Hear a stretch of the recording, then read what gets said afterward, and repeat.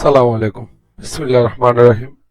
আমরা আজকে যে ভিডিওটা নিয়ে কথা বলবো এটা হচ্ছে একটা লিফটের মোটরের লেভেল নষ্ট হয়ে যাওয়ার কারণে মোটরের এক পাশ ডাউন হয়ে যাওয়ার কারণে ফুলি যেই পাশে রুফিং লাগানো থাকে কোনো কারণে বেস এবং মোটর ওই পাশ ডাউন হয়ে যাওয়ার কারণে এই মোটর থেকে রুফ সরে গেছে। এই সরে যাওয়ার কারণে রোপগুলা দেখেন, এই যে বেস আছে এখানে আপনাদেরকে খুব স্পষ্টভাবে দেখাই।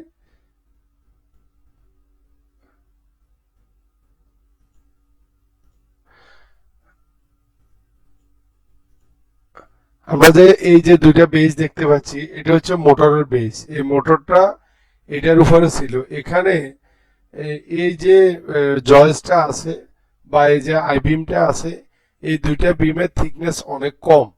এই দুইটা বিমের থিকনেস আপনার 3 mm আর 3/4, 3/4 আর 3 mm থিকনেস। 3 mm থিকনেস থাকার কারণে যদিও এই ছোট বেসটা ঠিক আছে, এটা 8 mm বাই আপনার 3/5 আছে। তারপরেও এইটা থিকনেস কম থাকার কারণে আর ডিস্টেন্স বেশি থাকার কারণে লিফট চলতে চলতে আপনার একটা সময় আসা আপনার এই যে ফুলিটা আছে এই ফুলিটা বেসে থাকা অবস্থায় আপনার এইদিকে ডাউন হয়ে গেছে।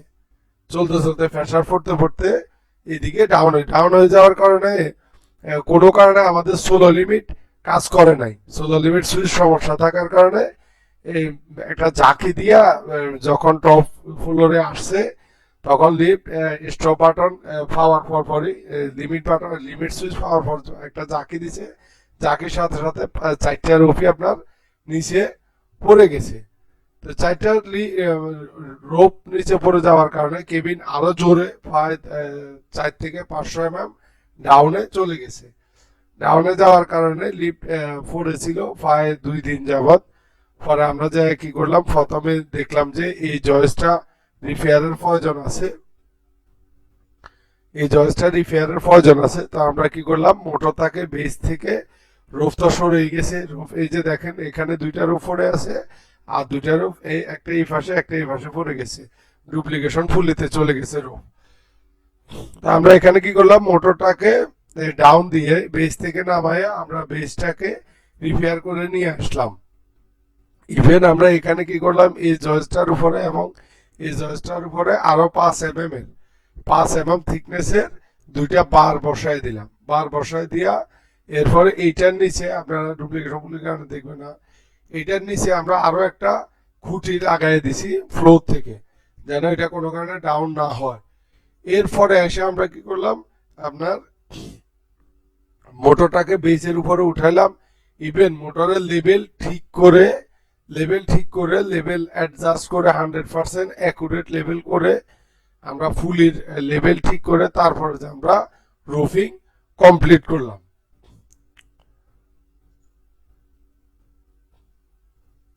এই যে দেখেন, এখন আমাদের মোটর যেহেতু আমাদের কাজটা রাত্রে কমপ্লিট হয়েছে, এই কারণে আমরা এই ভিতরের পার্টগুলো দেখাতে পারতেছি না। আমার আগে বলে দিছি কিভাবে বেসটা ঠিক করা হয়েছে। এরপরে আমরা এখানে এইটাকে এখন দেখতেছেন এটা ফুল লেভেল আছে। আমরা মোটরে এই পাশে যে 2টা নাট আছে, মোটরের নিচে যে 4টা নাট আছে, ওই 4টা নাটের মধ্যে এই পাশে যে 2টা নাট আছে ওই 2টা নাটে আমরা 2 mm যে ওয়াশার গুলো আছে নাট এবং বেসের মাঝখানে মোটরের নিচে বটম পার্টে 2টা করে ওয়াশার দিয়ে দিছি, যেন এই ফার্স্টটা একটু আপ থাকে। আমরা যখন লেভেল তুলি তখন দেখা যায় যে আমাদের লেভেলে 1 থেকে 1.5 mm এই দিকে আপের দিকে আছে, এই দিক ফুলির এই দিক ডাউনের দিকে আছে, যেন কোনো কারণে আবারও চলতে চলতে যেন ডাউন না হয়। এই কারণে আমরা আগেই মোটরের বেসের নিচে 2টা ওয়াশার ব্যবহার করছি। এরপরে আমরা 4টা রুফি কমপ্লিট করছি। এখন আমাদের লিফট খুব সুন্দরভাবে চলতেছে।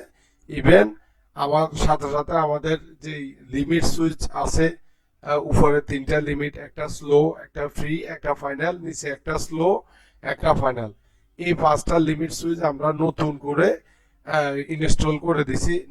ইনটেক নিউ লিমিট সুইচ নিয়ে এসে আমরা এখানে ব্যবহার করে দিছি, যেন আবারও কোনো কারণে স্লো লিমিট যেন মাইন না খায় বা ফাইনাল লিমিটে এসে যেন লিপ অ্যাটাক না করে।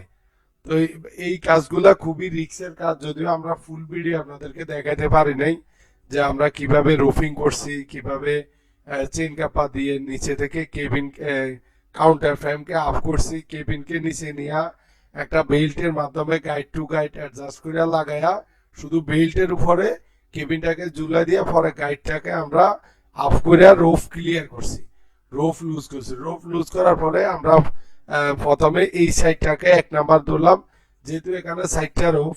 তো আপনারা দেখবেন রোফের 4টা এরকম, একটা আগে একটা পরে, এইটা একটু আগে থাকবে, এরপরটা একটু পিছনে, এরপরটা আর একটু আগে, এরপরটা আর একটু পিছনে।